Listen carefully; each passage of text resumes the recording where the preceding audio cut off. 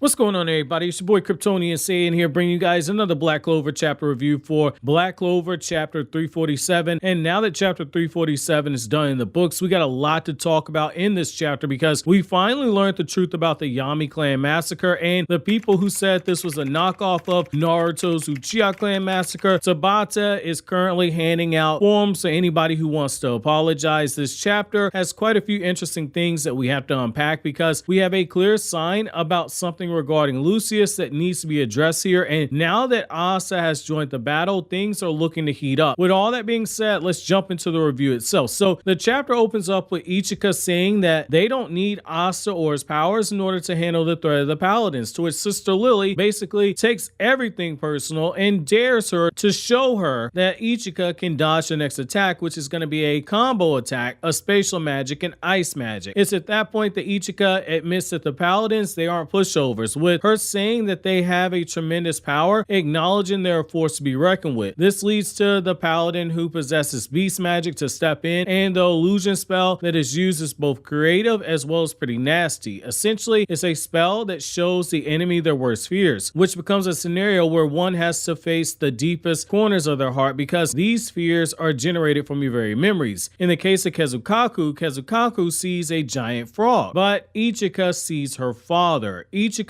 being the cold-eyed fighter that she is, tries to downplay what's before by saying that she used to fear her father when she was a child, but she's no longer a child now, which means she's no longer afraid. And this is our first sign that Tabata is about to subvert expectations a bit here. And sure enough, that's exactly what happens because we're getting the resolution, or at the very least, one plot twist to the Yami clan massacre, because that is what is revealed as Ichika's worst fear. Essentially, what happens is Ichika has a memory of her father, who is angry that there hasn't been any war for them to thrive off of. She sees him speaking to Yami about rebuilding the Yami clan and offering him the secret medicine that's passed down to members of the Yami clan from generation to generation, which will draw out its full potential, which is stated to be a demonic potential because the Yami clan members can go berserk. We learn that this isn't something special that's meant only for the oldest sibling either, but instead Ichika can drink that secret medicine as well, which I'm thinking might end up being revealed later as being that water that was messed up from the five-headed dragon that was unleashed on the land of Sun in the mythology that we were told about. However, Ichika's father makes Ichika drink that water, and we see her mind shift over to the events of the massacre itself and all the people running away from the massacre. This leads to a moment of clarity for Ichika, who is now realizing everything that she thought she knew about the massacre, it was all wrong. She was the one who massacred the clan, not Yami, and it makes sense. Yami, based off of what we've seen, was very protective of his younger sister, protecting her from the abuse of their father. And when he was shown looking back at her in the flashback where we learned about the Yami clan massacre, it wasn't because Yami was bloodlusted or possessed or anything like that. It was almost like a sad, conflicted look, potentially because he had just fought his sister and rendered her into a subconscious position, i.e. unconscious, in order to stop her from going into that berserker mode that the Yami clan has when they consume that secret medicine. We get further evidence that Ichika was the one who massacred the clan because her father is shown, for lack of better words on my end, basically saying that's my little girl, because he seems to be proud of what he just saw, knowing full well what she's capable of. Daizemon then steps in during the present timeline, declaring that they can't afford to lose this battle, but as we can see, he's barely holding on by a thread as it is. At this point, it's sheer willpower on his part, and we see just how truly terrifying the Paladins are, because the Ryuzen were touted as being the strongest in the land of Sun, but here we see Daizemon barely holding on. Sister Lily continues with her smug, offhanded trash talk, basically saying that they shouldn't feel shame at any resisting failing, but rather they should embrace their defeat because Lucius has a place for them in this new world that he's creating, which shows that not only did Lucius know about that five-headed dragon, but he specifically knew about the Paladins and their powers because he potentially sees value in them. It's then we see another attack about to be unleashed as Ichika is now the one who's doubting herself, trapped in her own mind and wrestling with her own self-doubt. She finds herself asking, is this what all this strength that she sought to acquire actually got her in the end? She's too weak to protect herself, which is actually a really deep message that Tabata's sending when you really sit down and think about it. So people tend to acquire power in order to protect themselves, in order to protect those that they care for. However, the thing about power, the thing about strength is that it's never enough. You're always breaking through a plateau. You you always have to acquire more of it, more strength, more power, more resources, etc., etc. Because the burden of those who are strong is that the stronger they become, the more powerful they become, the more resourceful they become, the more people depend on them to protect them and provide for them, to nurture them, to care for them. And the more people you have to protect and provide for and nurture, the stronger and more capable you have to become. That's the price that those who are in that position have to pay. However, there will always be someone stronger than you, and if you do become the strongest, eventually that same power you worked so hard to acquire, it's gonna fade away, it's gonna slip through your fingers, and someone else will have to become the strongest. It's a cycle. In the end, that power alone won't be enough to save yourself when that happens, and that's how Tabata's using a brilliant transition here. We go from Ichika wondering about whether or not her efforts to get stronger were all in vain. Asta shows up to block the attack, protecting her in the same way that Yami did from her father's abuse. But here is what I love about all of this. Asta's being used to show Ichika that power isn't the only thing that you have to rely upon in order to survive. In the end, it's the bonds and the relationships that you form with others. Asta and Ichika, they might not have had the best relationship, but they formed a bond through exchanging blows. Asta values her, even if she doesn't value him in the same way, because to Asta, she represents a link to Yami, the man who saved Asta by giving him a chance to become a magic knight and who opened him up to a world of possibilities that otherwise would have been closed off to him. Without Yami, Asta never would have reached the level that he's currently at. That strength that he worked so hard to attain day by day, it would have only gotten him so far in the end, and potentially that strength alone, even with using anti-magic because of all the experiences he had being a magic knight, eventually Asta would have got killed long before this day ever happened. The other beauty about this is that Ichika opens up the chapter by saying that they don't need Asta's power to survive this battle, but in the end, that's exactly what ends up saving her life. That's complete irony. Also, the other great thing here is the parallel between Asta and Yami, because Asta saving Ichika the same way that Yami did from their father, it shows that in a way all three of them are standing in that scene together. And I'll explain. So Asta is there physically, so too is Ichika. Asta is the embodiment of Yami's teachings and his training and his nurturing. Ichika is the last direct link to the Yami clan genetically. She's basically his initial legacy from a genetic perspective, since they're the last survivors of the Yami clan. It's hard to tell right now based off of the leaked images that I got, but from what I can see, it appears as if Asta's protecting Ichika using Yami's blade, which is another nod towards that symbolism. Yami might be on another continent, but he's still protecting his younger sister and his student with that blade, which is something that I love because that's just great writing. It's great symbolism. There's a lot of great stuff in this chapter. Narratively, it's leading to a good send-off from what I've been expecting. So the Ryuzen defeat the five-headed dragon, which is a threat that originated in their homeland. Nobody's mad at that. The Paladins are the foreign threat, and they defeat the Ryuzen, making them get built as a real threat that the Clover Kingdom has to deal with at some point. Asta, who is also foreign, ends up pushing off the Paladins. So now you have foreign versus foreign. However, Asta being there right now is a clear sign that he's finished up his training, which means we're getting a chance to see a new and improved Asta, and it's going to be interesting to see how Tabata handles this moving forward, because if Asta dog walks the Paladins, then we might be inching closer to a rematch of Asta versus Lucius. That being said, my chapter question to you guys is, how do you feel about the Ichika reveal, and how many of you guys predicted that Ichika was the one who massacred her clan? While you think that over, click here to watch these other Black Clover and anime videos you see on the screen right now.